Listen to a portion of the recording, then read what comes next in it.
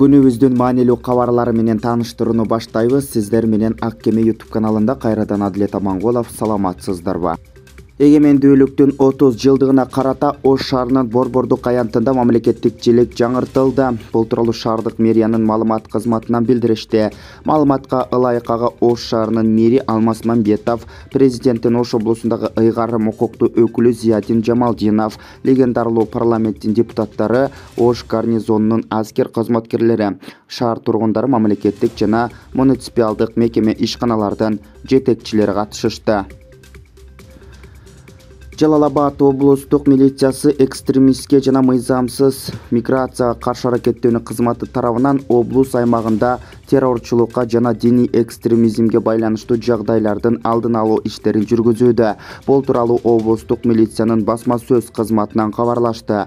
Жарандар арасында террорчулуктун жана диний экстремизмдин алдын алууга диний жана мамлекеттик уюмдар менен иштөөнүн теоретикалык жана практикалык негиздери аталышындагы атайын иш-чара уюштурулуп, анын алкагында жергиликтүү тургундарга бир топ маалыматтар берилди.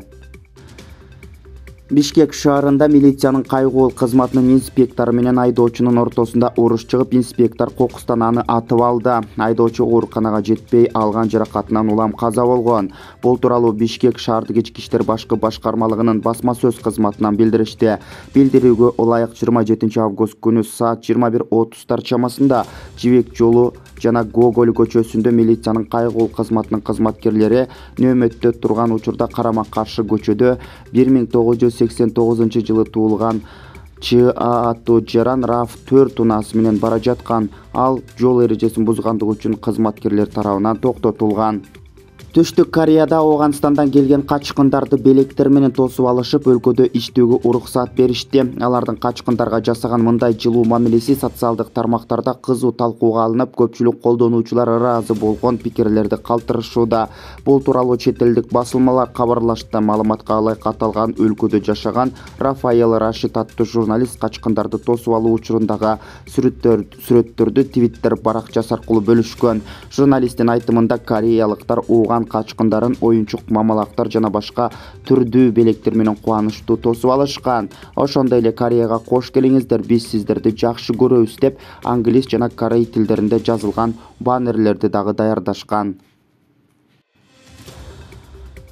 Чүй облусунда өгөй атасы 16 жаштагы кызын зордуктоого шектелип кармалды. Бул тууралуу облустук милициядан билдиришти. Чүй облустук ички иштер башкы башкармалыгына 14 август күнү 66 жылы туулган НР аттуу жаран арыз менен кайрылган. Арызда Чүй айылында жашаган эркек киши 2017 жылдан бери 2005 жылы туулган өгөй кызын зордуктап жүргөнүн билдирген. Маалыматка ылайык бул факты кылмыштардын жана жоруктардын бирдиктүү реестрине зордуктоо беренеси менен катталып, сотко чейинки өндүрүшкө алынган. Учурда териштирүү иштери жүрүп жатат. Президенттин менчикти коргоо жана ишкерлер менен инвесторлорду колдоо жөнүндө жарлыгын ишке ашыруу боюнча иш-чаралар планы бекитилди. Бул тууралуу президенттик администрациясынын басма сөз кызматынан кабарлашты. Тийиштүү чечимге министрлер кабинетинин төрагасы Улукбек Марипов кол койду.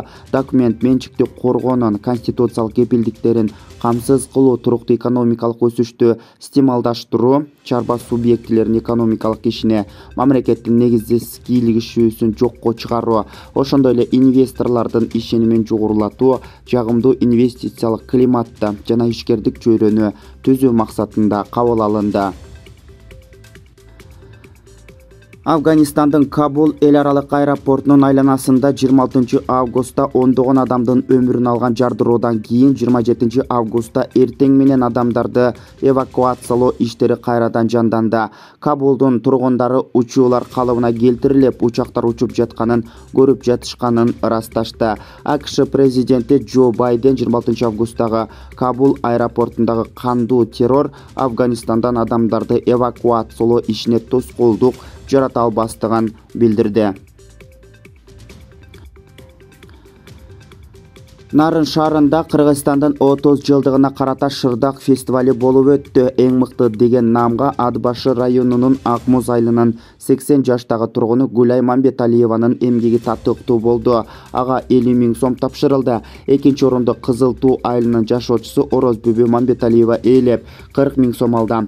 Ал эми 3-чү орунду Ош облусунун Чоң Алай районунун тургуну Бугалча Ганиева ээледи.